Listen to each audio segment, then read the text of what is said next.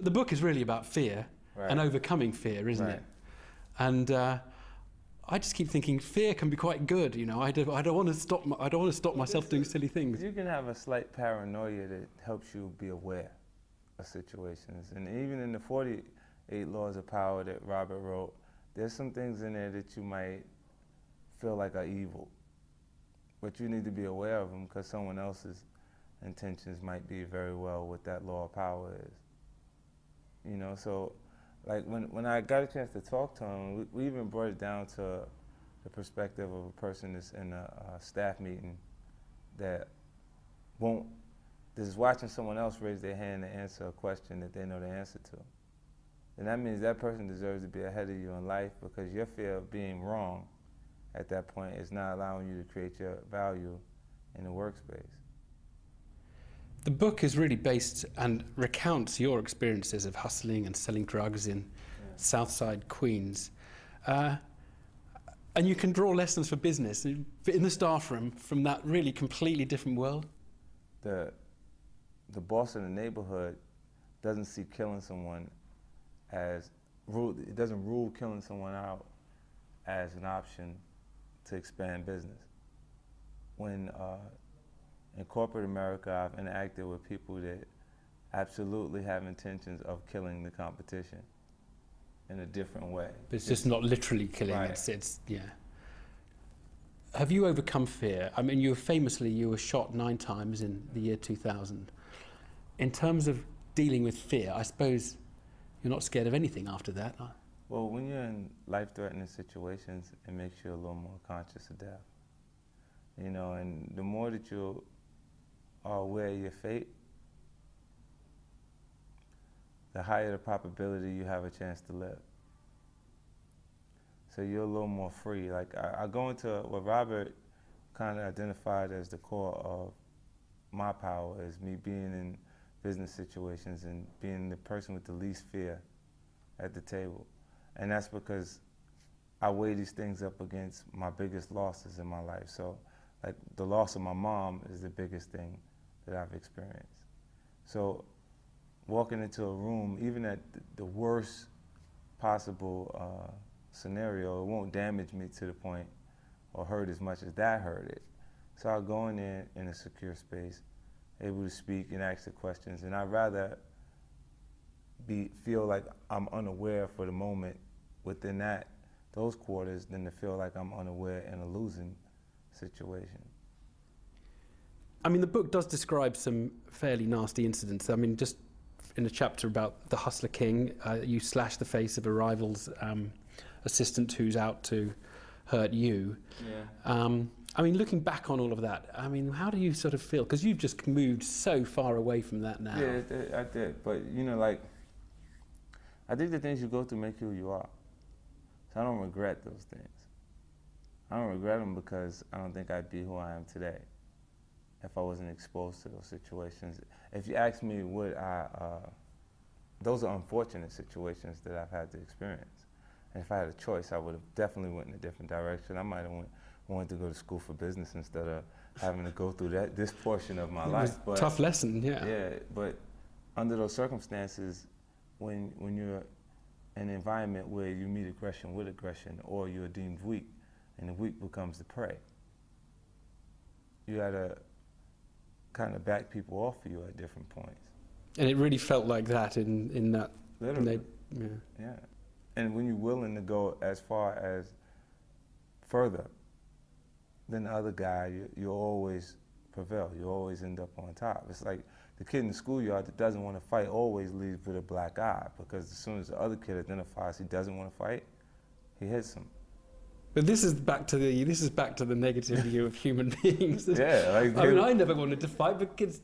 Actually, I did get hit at school a little bit, but not very much. Like, but when they say no, I really don't want to do this. Pop, that's when you get hit. You just gave the other guy enough confidence to hit you at that point. Especially when there's a bunch of kids behind him jumping up and down saying, "Whoop him." You know, like those experiences from when I was really small, I identify with that. So I ain't never been in a space or those situations where, even if I didn't want to fight, I didn't show them.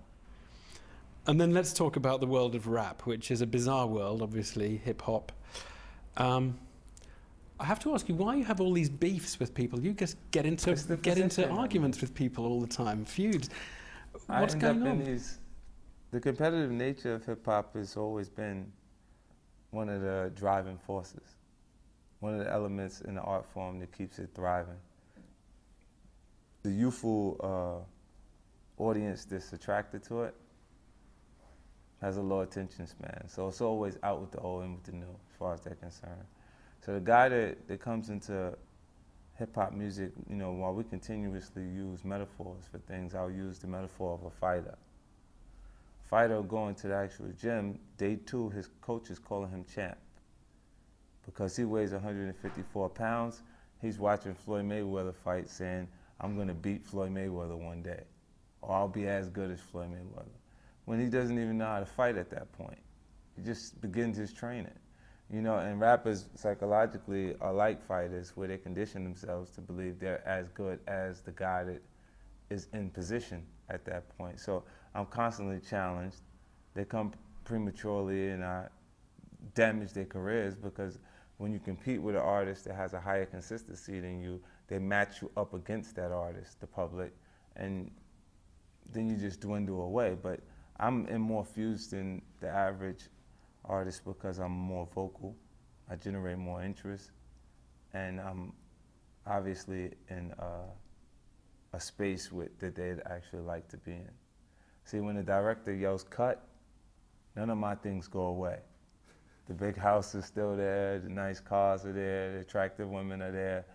When he yells cut to them, everything goes away. They write the life that they aspire to have, and I'm writing the struggle. I want to ask you a last couple of points. Women and gays. What is it with rappers and women?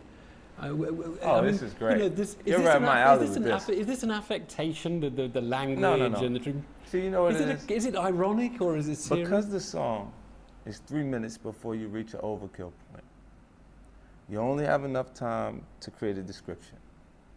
There's no time to develop cause and effect. There's no time to establish social standards or moral standards. So when you make reference to whore, do you know what I'm talking about? The average woman is out in a nightclub that hears that is not offended by it. Right.